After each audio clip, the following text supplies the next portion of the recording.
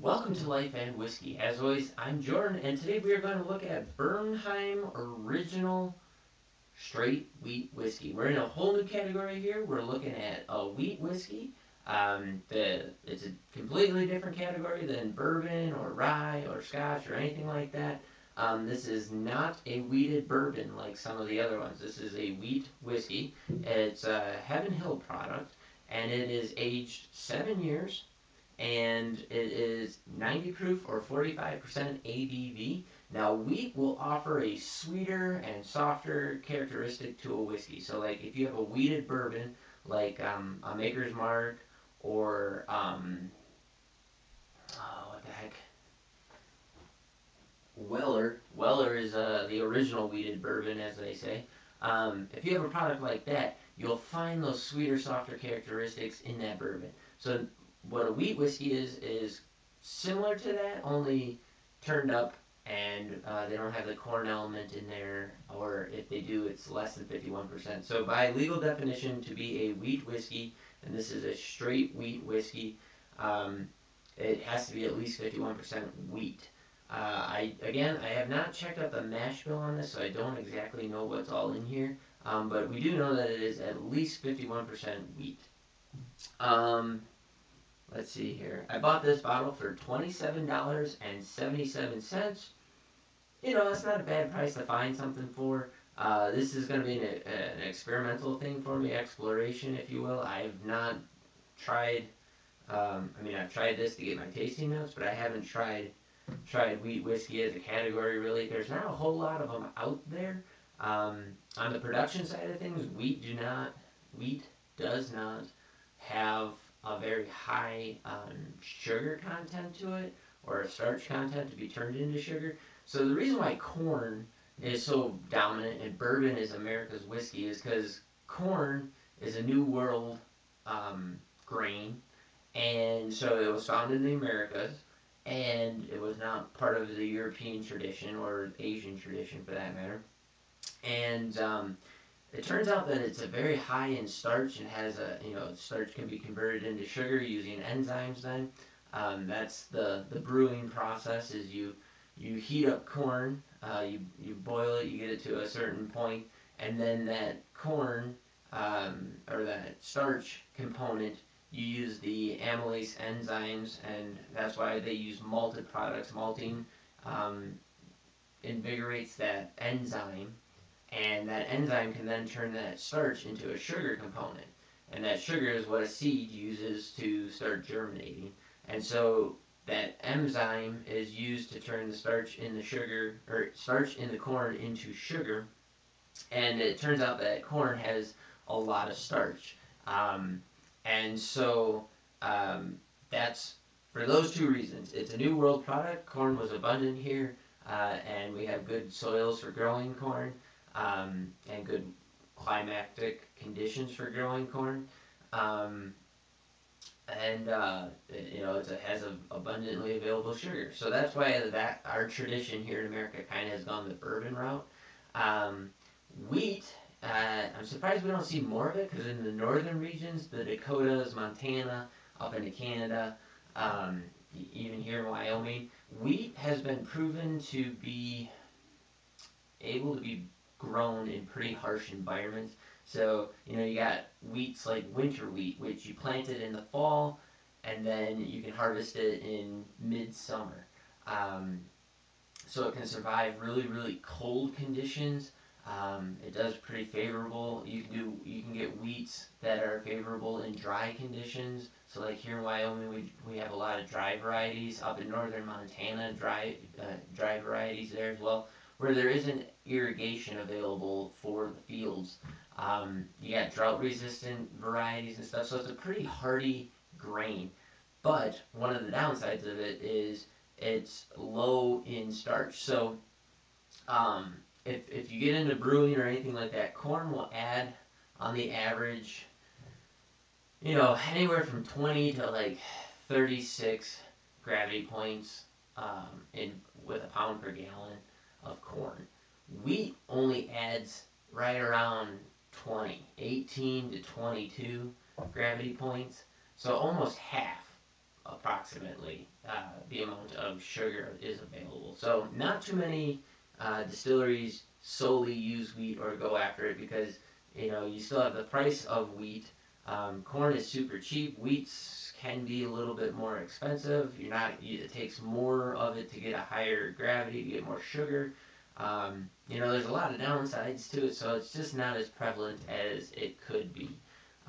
So new exploration into a new category here. And let's give it a whirl and see what we get out of this thing. That's probably good. So that was a long explanation on wheat. And maybe why you haven't seen very much in the stores around you.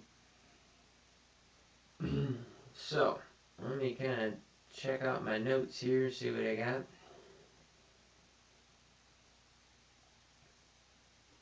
So for me, very perfumey, floral, forward, apple, honey, very light in smell. Again, that light fruit, pear, apple kind of thing. I keep going back to it, but this is like a Buffalo Trace style smell. And then the last note you kind of pick out is brown sugar.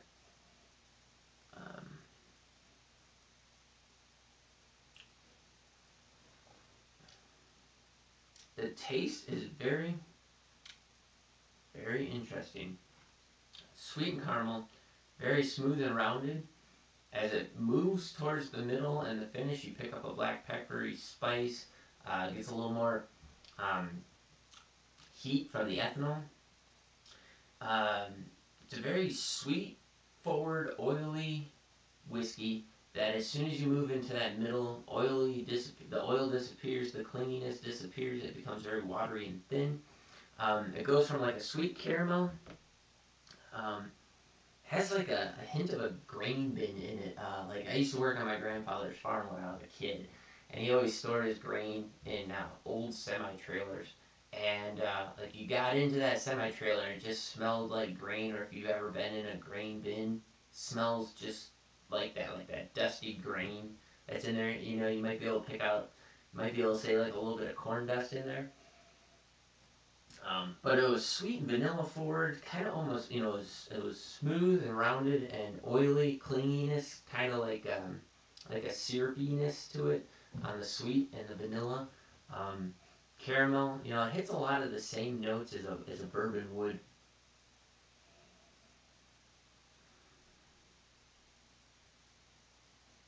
Let's move towards that finish. Again, sweet, clingy, rounded up front, buttery, moves very thin, finishes with some barrel spice, just a hint of oak, black pepper, a little ethanol, underlain with a brown sugar sweetness. That's how I'd say.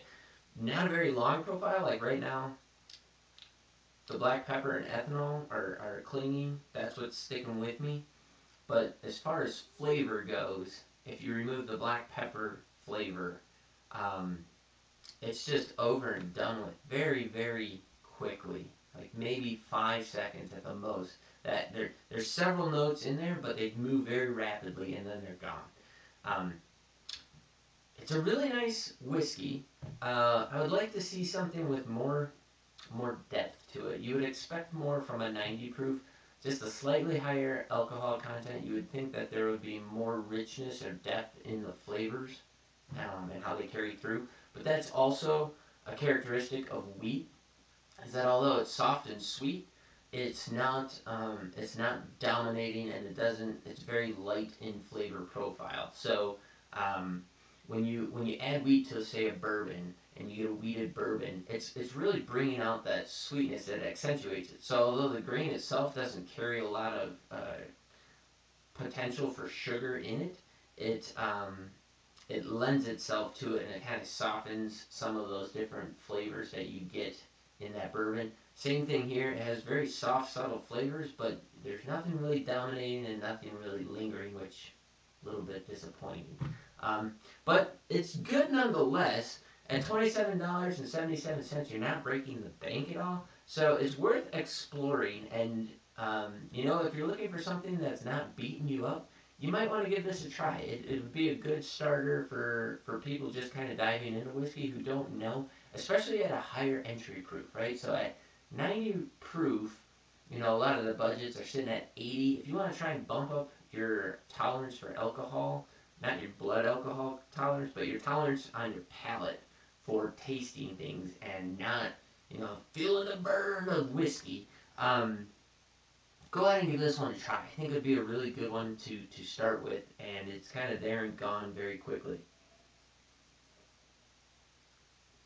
Check out some of this Bernheim original straight wheat whiskey. $27.77 here in Wyoming. Please, if you like the video, like, subscribe, do all that stuff. I'm going to keep doing this for a little bit longer, a couple more videos, and then I think I'm going to stop. But interact with the video, drop in the comments below what you can find this whiskey for in your area, or what your thoughts are on it.